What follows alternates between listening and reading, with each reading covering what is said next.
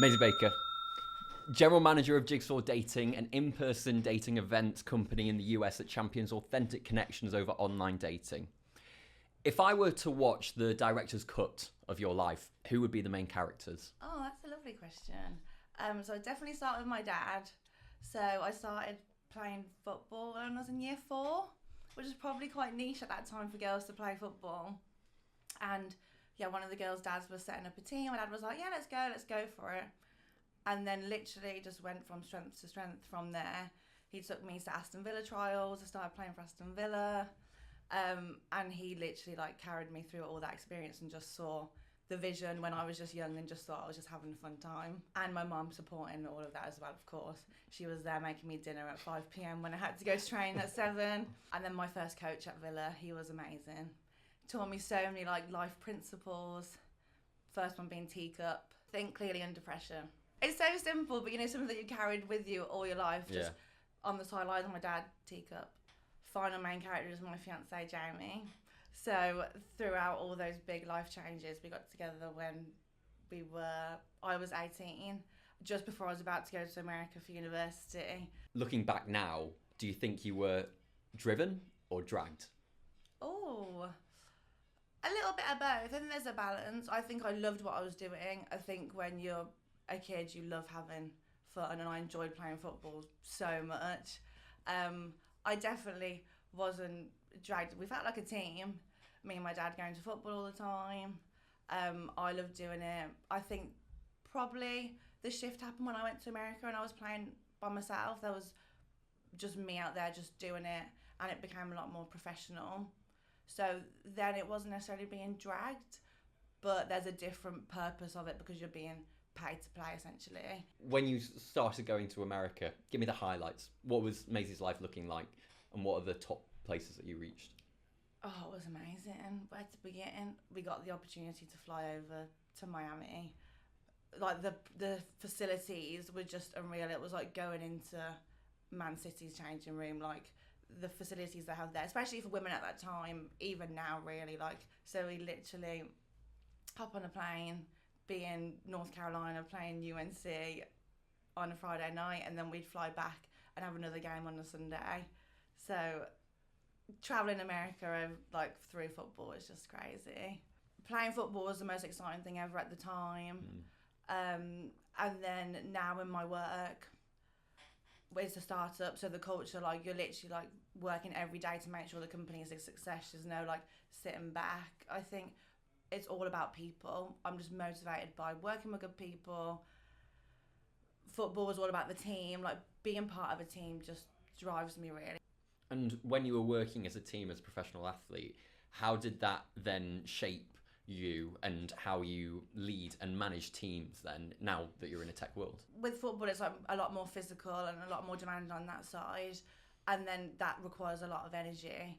And then it's almost the same to transition into work. If you bring that energy and that physical element, I do that with running and working out in the morning, but then bringing that energy into managing people, I'm always pretty excitable. And if you actually enjoy what you're doing, those two things then push you forward, and I think people feed off that energy, and it just motivates other people to be yeah, I want to be a part of that. And even today, what part of not being a professional athlete anymore do you still grieve? Oh, I think when I watch football now, my friend Fallon, who I played with at Miami, she's the #1 goalie at Man United, and she is literally killing it. She just started for the US national team, so she's gone on that journey that was a potential path, but I've obviously made a different decision. I think, if I'd have chosen this decision at this point, what path would I have gone on? Whatever decision you make, there's always going to be pros and cons to that decision, and you've just got to live through them. But it's really nice to look back and look at where it's got me and where it's taken me in life. And then I just get excited about going to watch the women play, seeing how much the game's grown.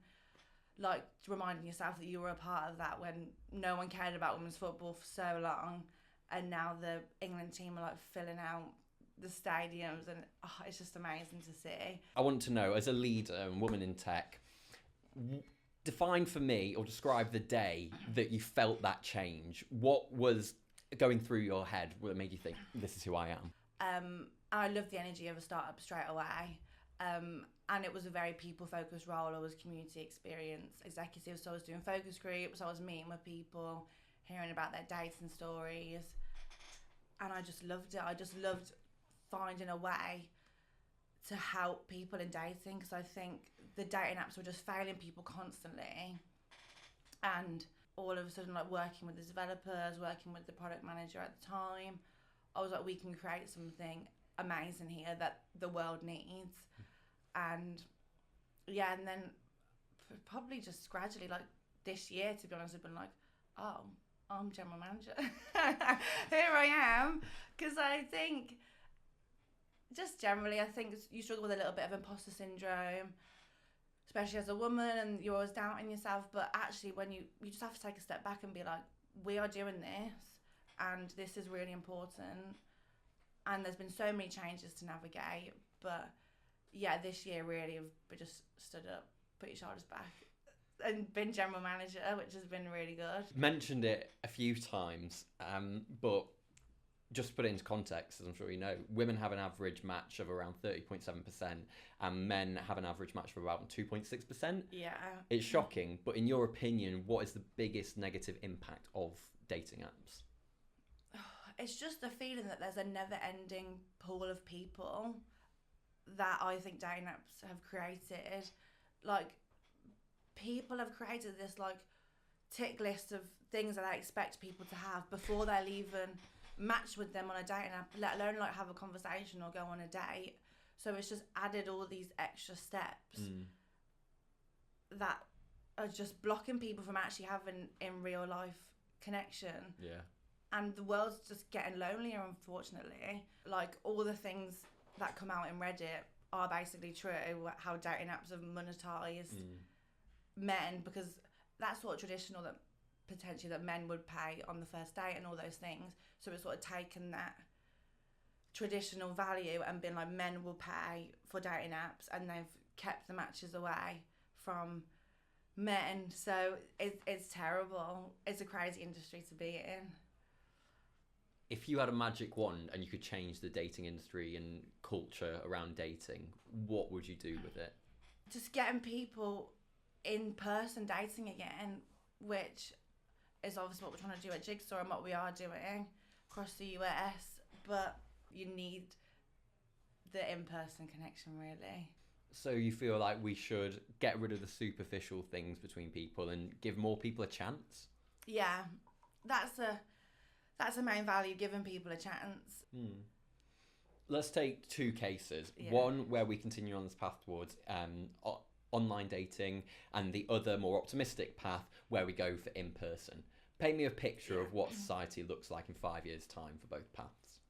Both can coexist. I don't think in real life dating is the only way to go. And at Jigsaw, we're blending the two. So you have the in-person singles events, but you can come into the app afterwards and message the people that are at the event, continue the conversation. And the world we live in, you have to blend technology and in real life. That's the most important part of it, I think. But there's also a section of society that just want to cut out the swiping, and also another section of people that might never get a match on those dating apps. Yeah, I'm not on one side of the fence or the other. Like, we live in a world where both are always going to exist, and there are positives to the mainstream dating apps, definitely. Fantastic. Maisie, we have a closing tradition on this PodFast, which is where the guest, regardless of who they are, answers this one question.